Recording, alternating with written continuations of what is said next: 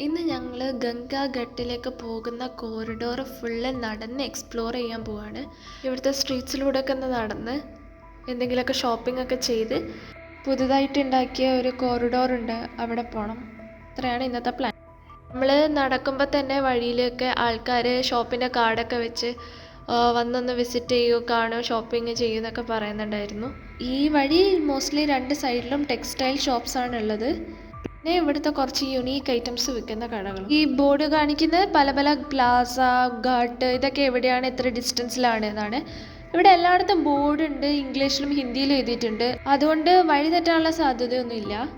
പിന്നെ tourist help ഡെസ്ക്സ് ഉണ്ട്, പിന്നെ എല്ലായിടത്തും പോലീസ് ഉണ്ട്, അതുകൊണ്ട് കുഴപ്പമൊന്നുമില്ല. ഇത് യു പിയിലത്തെ സ്ട്രീറ്റ്സിലെ ഒരു സാധാരണ കാഴ്ചയാണ്. ആ സൈഡിൽ നിന്ന് തിരിച്ചു വരുന്ന ആൾക്കാരൊക്കെ നെറ്റിയിൽ കുറി കാണാം. ഇങ്ങനെ റോട്ടിൽ കൂടെ നടക്കുമ്പം ആൾക്കാർ വന്ന് നമ്മുടെ നെറ്റിയിൽ കുറി തൊട്ടിരുന്നതാണ്. പിന്നെ ഞാൻ കണ്ടൊരു കാഴ്ച ഇതാണ്, ഒരു പാമ്പാട്ടി. അതിൻ്റെ ഉള്ളിൽ, ആ ബാസ്ക്കറ്റിൻ്റെ ഉള്ളിൽ ശരിക്കുള്ളൊരു പാമ്പുണ്ട്. പിന്നെ സൈഡിൽ കുഞ്ഞു കുഞ്ഞു കടകൾ, മാല, ബ്രേസ്ലെറ്റ്, ഫുഡ്, ഡംറു. ക്യാൻ മേടിച്ചിട്ട് അതിൽ ഗംഗയിലത്തെ വെള്ളം എടുക്കാം. ഇവിടുന്ന് എനിക്ക് അച്ഛനും പ്രിൻറ്റഡ് ജുബ്ബ വാങ്ങി. ഇതൊക്കെ കണ്ടുകൊണ്ട് ഞങ്ങളിങ്ങനെ മുന്നോട്ട് നടക്കുകയാണ്. അപ്പം ഇവിടുന്നാണ് ബോട്ടിങ്ങിന് കയറാൻ പറ്റുക നമുക്ക്. ഇവിടെ എത്തുമ്പോഴത്തേക്കും ആൾക്കാർ ഇങ്ങനെ വന്ന് ബോട്ട് കയറുന്നോ എന്ന് ചോദിക്കുന്നുണ്ടായിരുന്നു. പിന്നെ ഇവിടെ ഒരു പുതിയ ബോട്ട് ഉണ്ടാക്കുന്നുണ്ട്. യൂഷ്വലി ഇവിടുന്ന് തന്നെയാണെന്ന് തോന്നുന്നു പുതിയ ബോട്ടുകൾ ഉണ്ടാക്കുക. ഇതിൽ മോസ്റ്റ്ലി ഉപയോഗിച്ചിരിക്കുന്ന എല്ലാ ഇൻസ്ട്രുമെൻറ്റ്സും ടൂൾസും വുഡിനെ കൊണ്ട് തന്നെയാണ്. ഇവിടെ എന്തൊക്കെയാണ് വിൽക്കുന്നതെന്ന് അറിയാൻ വേണ്ടി ജസ്റ്റ് ഒന്ന് അടുത്ത് പോയി നോക്കി. വളരെ ചെറിയ റേറ്റ് ഇതിനൊക്കെ ഉള്ളൂ. ഈ ഓർണമെൻറ്റ്സിൻ്റെ ഒക്കെ കൂടെ അവർ ഒരു സെപ്പറേറ്റ് ബാസ്ക്കറ്റിൽ മുത്ത് മാത്രമായിട്ട് വെച്ചിട്ടുണ്ടായിരുന്നു. അപ്പോൾ നമുക്ക് പല പല കളറ് മുത്ത് മാത്രമായിട്ട് വാങ്ങി അത് കോർത്തിടാൻ പറ്റും. എന്നിട്ട് അവിടുന്ന് എനിക്കിഷ്ടപ്പെട്ട 2 ബ്രേസ്ലെറ്റ്സ് അമ്മ വാങ്ങിച്ചു തന്നു. തൊട്ട് ബാക്കിലുള്ള ഈ ബിൽഡിംഗ് ആണ് കഴിഞ്ഞ ദിവസം ഞാൻ പറഞ്ഞ മാൻസിംഗ് ഒബ്സർവേറ്ററി. ഇത് ഇന്ത്യൻ ആർക്കിയോളജിക്കൽ ഡിപ്പാർട്ട്മെൻറ്റിൻ്റെ ഒരു ഭാഗമാണ്. ഗംഗേനോട് തൊട്ട് ജസ്റ്റ് ബാങ്കിലാണ് ഇത് ഉണ്ടാക്കിയിരിക്കുന്നത്. അപ്പം ഒബ്സർവേറ്ററി ഓഫ് മാൻസിംഗ് ഞങ്ങൾ അങ്ങോട്ട് പോവാണ്. ഇവിടെ താഴെ സെക്യൂരിറ്റി ചെക്കിൻ്റെ അടുത്ത് നമുക്ക് സ്കാനർ വെച്ചിട്ടുണ്ടാവും. അപ്പോൾ അവിടുന്ന് ഓൺലൈനായിട്ട് നമുക്ക് സ്കാൻ ചെയ്ത് ടിക്കറ്റ് എടുക്കാം. പെർ ഹെഡ് 20 റുപ്പീസ് ആയിരുന്നു. പിന്നെ ടിക്കറ്റ് എടുത്ത് അത് മൊബൈലിൽ ഡൗൺലോഡ് ചെയ്തിട്ട് ഇവിടുത്തെ സെക്യൂരിറ്റിക്ക് കാണിച്ചു കൊടുത്തു കഴിഞ്ഞാൽ അതിലുള്ളൊരു QR കോഡ് അവർ സ്കാൻ ചെയ്തിട്ട് നമ്മളെ ഉള്ളിലോട്ട് കടത്തി വിടും. ഇവിടെ നമുക്ക് കയറി വരുമ്പോൾ തന്നെ പഴയ കാലത്തെ ഗംഗാഘട്ടിൻ്റെ ഒരു ബോളാട്ട് കാണാം. അവിടുത്തെ ആൾക്കാർ നമ്മളോട് പറഞ്ഞു വേഗം ഉള്ളിൽ കയറിക്കോ, ഉള്ളിൽ ലേസർ ഷോ നടക്കുകയാണ്. ഇവിടെ മാവേലീനെ വാമനൻ പാതാളത്തിലോട്ടൊക്കെ പറഞ്ഞയക്കുന്ന കഥ കാണിക്കുന്നുണ്ടായിരുന്നു. ഗംഗേൻ്റെയും വാരണസിൻ്റെയും മിത്തോളജിയാണ് പിന്നെ ഇതിൽ കാണിച്ചത്. ജിയോഗ്രഫിക്കലി ഗംഗയുടെ ഒറിജിൻ, പിന്നെ ഇന്ത്യയിലൂടെ ഗംഗ ഒഴുകുന്ന വഴി, ഇതൊക്കെ കാണിച്ചു. പിന്നെ വാരണസിയിലെ കൾച്ചർ, അവിടുത്തെ ഹെറിറ്റേജ്, അവിടുത്തെ സീനറി, അവിടുത്തെ ബ്യൂട്ടി, അതൊക്കെ കാണിക്കുന്നുണ്ടായിരുന്നു. ഈ ലേസർ ഷോൻ്റെ പ്രത്യേകത എനിക്ക് തോന്നിയത് എന്താണെന്ന് വെച്ച് കഴിഞ്ഞാൽ ഒരു പഴയ ബിൽഡിങ്ങിൻ്റെ ആർക്കിടെക്ചർ അതേപോലെ വെച്ചുകൊണ്ടാണ് അവർ ഈ ലേസർ ഷോ നടത്തിയിട്ടുള്ളത്. വീഡിയോ ഗ്രാഫിക്കലി ഡിസൈൻ ചെയ്തിരിക്കുന്നത് തന്നെ ആ ബിൽഡിങ്ങിൻ്റെ ആർക്കിടെക്ചറിനോട് ഓവർലാപ്പ് ചെയ്യുന്ന രീതിയിലാണ്. ലേസർ ഷോ കഴിഞ്ഞ് ഞങ്ങൾ അടുത്ത റൂമിലോട്ട് പോയി. അവിടെ ലിറ്ററേച്ചർ ആൻഡ് ജേർണലിസത്തിൻ്റെ കുറച്ച് എക്സിബിറ്റ്സ് ഉണ്ടായിരുന്നു. ഇംഗ്ലീഷിലും ഹിന്ദിയിലും ബുക്സ് അവൈലബിൾ ആണ്. ജസ്റ്റ് ടച്ച് ചെയ്ത് കഴിഞ്ഞാൽ സ്റ്റോറി സ്റ്റാർട്ട് ചെയ്യും. പിന്നെ ബനാറസി സിൽക്ക് നെയ്യുന്ന ടൂൾസ് കാണിക്കുന്നുണ്ടായിരുന്നു. സിൽക്ക് റൂട്ടിൻ്റെ കുറച്ച് ഡീറ്റെയിൽസ്, സിറ്റി ഓഫ് മ്യൂസിക് എന്ന് പറഞ്ഞ കുറച്ച് ഇൻസ്ട്രുമെൻറ്റ്സ് വെച്ചിട്ടുണ്ട്.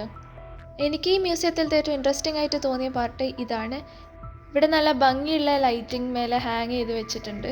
നടുക്ക് ഫയർ ഇങ്ങനെ പ്രൊജക്റ്റ് ചെയ്ത് കാണിക്കുന്നുണ്ടായിരുന്നു. ടോട്ടലി ഒരു നല്ല വിഷ്വൽ എക്സ്പീരിയൻസ് ആയിരുന്നു.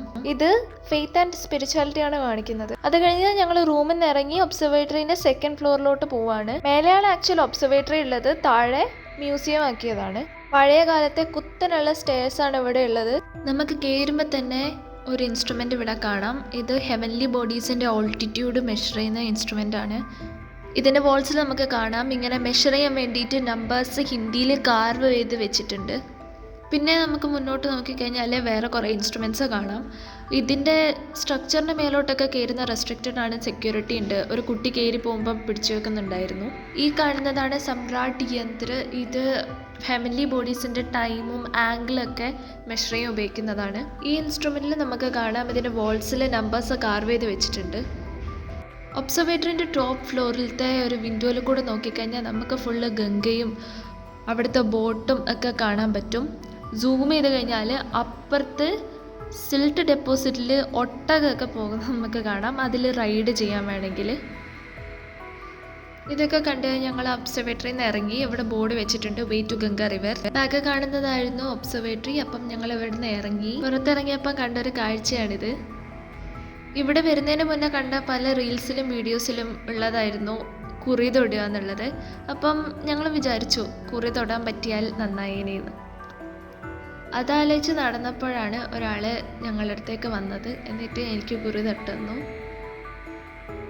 അത് നെറ്റി തേക്കുമ്പോൾ തന്നെ ഒരു നല്ല തണുപ്പ് ഫീൽ ചെയ്തു. പിന്നെ തൊട്ട് വരുന്ന ആൾക്ക് മുന്നേയും വീഡിയോ എടുത്ത് ശീലമുണ്ടെന്ന് തോന്നുന്നു. അപ്പം അവർ ആ രീതിയിലാണ് തൊട്ട് തന്നത്. എന്നോട് ആദ്യം തന്നെ ചോദിച്ചു വീഡിയോ എടുക്കുന്നില്ലേ എന്ന്. ഞാൻ തൊട്ട് കഴിഞ്ഞപ്പം അച്ഛനും അമ്മയും തൊട്ടു. സംഭവം എനിക്ക് ഇഷ്ടപ്പെട്ടു. അപ്പം ഞാൻ എന്നെ തന്നെ ഒന്ന് കാണാന്ന് വെച്ചൊരു സെൽഫി വീഡിയോ എടുത്തപ്പോഴാണ്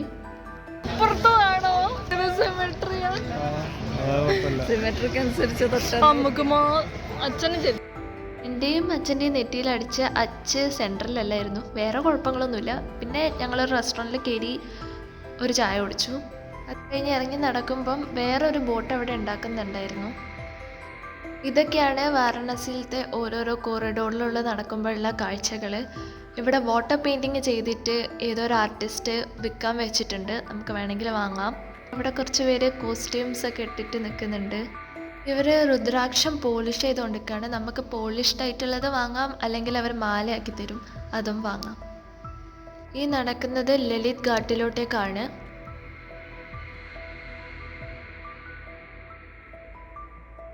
ഇതാണ് ലളിത് ഘാട്ട്. ലളിത് ഘാട്ടിൽ നിന്ന് മുന്നോട്ടേക്ക് നടന്നു കഴിഞ്ഞാൽ പുതുതായിട്ടുണ്ടാക്കിയ കാശിധാം കോറിഡോറിലെത്തും. ഈ കാശിധാമിൻ്റെ നൈറ്റ് വ്യൂ ആണ് ഈ കാണുന്നത്. ഫുൾ ലൈറ്റിംഗ് ഒക്കെ ചെയ്ത് നല്ല രസമുണ്ടായിരുന്നു കാണാൻ. ഇത് കഴിഞ്ഞ ദിവസം ബോട്ട് ട്രിപ്പിന് പോയപ്പോൾ എടുത്ത വീഡിയോ ആണ്. എനിക്ക് തോന്നിയത് ഇവിടെ ബാക്കിയുള്ള ഗാർഡ്സിനെക്കാട്ടും ഇത്തിരി കൂടെ തിരക്ക് കൂടുതലാണ്. ഇവൻ മുന്നേ വന്നവരും പുതുതായിട്ട് ഉണ്ടാക്കിയത് കാണാൻ വേണ്ടിയിട്ട് വന്നിട്ടുണ്ടാവും. ഇതാണ് മാൻസറോവർ. ഇത് അതേ കോറിഡോറിൻ്റെ ഭാഗമാണ്. ലെഫ്റ്റിലോട്ട് നമ്മൾ പോവുകയാണെങ്കിൽ മാൻസറോവർ എന്ന് പറഞ്ഞ സ്ഥലത്തെത്തും. പിന്നെ കാണുന്ന അമ്പലത്തിലോട്ടൊരുക്കുള്ള എൻട്രൻസ് ഈ വാളിൻ്റെ ബാക്ക് കൂടിയാണ്. മാൻസറോവർ എന്നുള്ള വ്യൂ ആണ് ഈ കാണുന്നത്. രാത്രിയും രാവിലെയും ഒരുപോലെ ബ്യൂട്ടിഫുൾ ആണ് ഈ സ്ഥലം. കാരണം ഇപ്പം നല്ല രസമുണ്ട്, രാത്രിയാകുമ്പം ലൈറ്റൊക്കെ ഇട്ട് അതിനേക്കാളും രസമാണ്. ഈ കാണുന്നതാണ് പശുപതിനാഥ് ടെമ്പിൾ. മെയിൻ ഗേറ്റിൽ നിന്ന് നേരെ പോയി കഴിഞ്ഞാൽ ഈ കോംപ്ലക്സിലാണത്. ഇത് ഭാരത് മാതാ ടെമ്പിളാണ്. ഇവിടെ നല്ല വിശാലമായിട്ട് നടക്കാനുള്ള സൗകര്യമുണ്ട്. പിന്നെ ഫുഡ് കോർട്ട് ഉണ്ട്. ഈ കോംപ്ലക്സിൻ്റെ മുൻഭാഗമാണ് ഈ കാണുന്നത്. ഇത് ഞാൻ വീഡിയോയിൽ ഫസ്റ്റ് കാണിച്ച ആ റെഡ് ബിൽഡിങ്സ് ഉള്ള റോഡിലൂടെ നേരെ വന്നു കഴിഞ്ഞാൽ ഇവിടെ എത്തും. അപ്പം ഈ കോറിഡോറിലൊക്കെ ഞങ്ങൾ കറങ്ങി താഴോട്ട് നടക്കുകയാണിപ്പം. സമയം ഏകദേശം 4:30ആയി. ചെറിയ തണുപ്പ് വന്നു തുടങ്ങിയിട്ടുണ്ട്. ഈ ഘാട്ടിൻ്റെ അപ്പുറത്ത് കാണുന്നതാണ് മണികർണിക ഘാട്ട്. ഇവിടെയാണ് മരിച്ചവർക്ക് മുക്തി കിട്ടുമെന്നുള്ള വിശ്വാസത്തോടെ ദയിപ്പിക്കുന്നത്. തിരിച്ച് ഞങ്ങൾ ലളിത് ഘാട്ടിലോട്ട് തന്നെ നടന്നു. ഇന്ന് ഓൾമോസ്റ്റ് കാണണമെന്ന് വിചാരിച്ച എല്ലാ സ്ഥലങ്ങളും കാണാൻ പറ്റി. ഗംഗ ആരതിൻ്റെ സമയമാകുമ്പോഴത്തേക്കും ഇവിടുത്തെ കുട്ടികളൊക്കെ മേക്കപ്പൊക്കെ ഇട്ട് റെഡി ആയി നിൽക്കുകയാണ്. ചില ആൾക്കാർ ഫോട്ടോ ഒക്കെ പോസ്റ്റ് ചെയ്യുന്നുണ്ട്. തണുപ്പായി തുടങ്ങിയപ്പം ഒരു ചായ കുടിച്ച് കളയാമെന്ന് വിചാരിച്ചു. അപ്പോൾ സൈഡിൽ തന്നെയുള്ള ഒരു ചായക്കടയിൽ പോയി. ഇവിടെ ചായ എന്ന് നമ്മൾ ചോദിച്ചു കഴിഞ്ഞാൽ അവരെപ്പോഴും മൺപാത്രത്തിലാണ് തരിക. ഇവിടെ മാത്രമല്ല, UP-യിൽ എവിടെ പോയി കഴിഞ്ഞാലും ചായ മൺപാത്രത്തിൽ തന്നെയാണ് തരിക. അതിൽ ചായ കുടിക്കുന്ന എക്സ്പീരിയൻസ് ഒന്ന് വേറെ തന്നെയാണ്.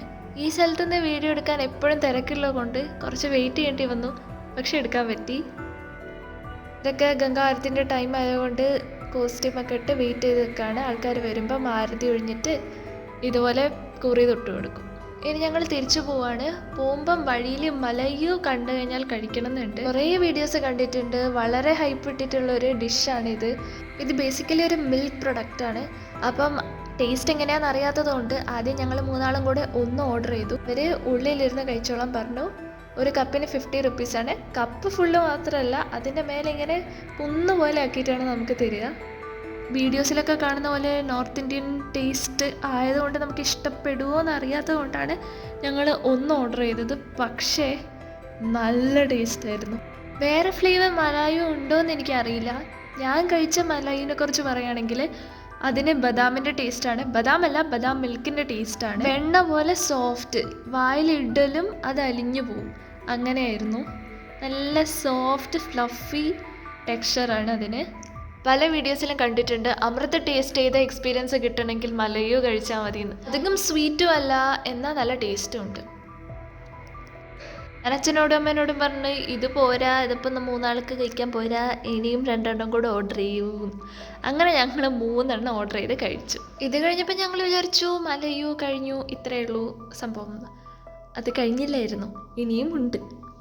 അത് കഴിച്ച് കഴിയുമ്പോഴത്തേക്കും അവിടെയുള്ള മാമൻ നമുക്ക് ഇതേ മലയോൻ്റെ മിക്സ്ചർ ലിക്വിഡ് ഫോമിൽ നമുക്ക് ഒഴിച്ചു തന്നു. അതിനും നല്ല ടേസ്റ്റ് ഉണ്ടായിരുന്നു. ഇത്രയും മലയോ അവർ ഇങ്ങനെ പ്രിപ്പയർ ചെയ്ത് ഫ്രിഡ്ജിൽ വെക്കും. ഫ്രിഡ്ജിൽ വെച്ച് കഴിഞ്ഞാൽ ഈ ലിക്വിഡ് സെറ്റായി ഫ്ലഫി സോഫ്റ്റായിട്ട് പൊന്തി വരും.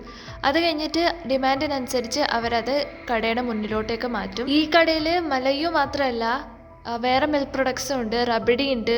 ഒരു കപ്പിന് 10 റുപ്പീസാണ്. അങ്ങനെ മലയോ ഒക്കെ കഴിച്ച് ഫുള്ളി സാറ്റിസ്ഫൈഡ് ആയിട്ട് ഞങ്ങൾ വീട്ടിലോട്ട് തിരിച്ചു പോവുകയാണ്. ഇത് വീട്ടിലോട്ട് പോകുമ്പോൾ കണ്ടൊരു കാഴ്ചയാണ്. ഓട്ടോറിക്ഷേൻ്റെ ഉള്ളിൽ ബൈക്ക് വെച്ചിട്ട് കൊണ്ടുപോവാണ്. Okay, bye. Thank you for watching.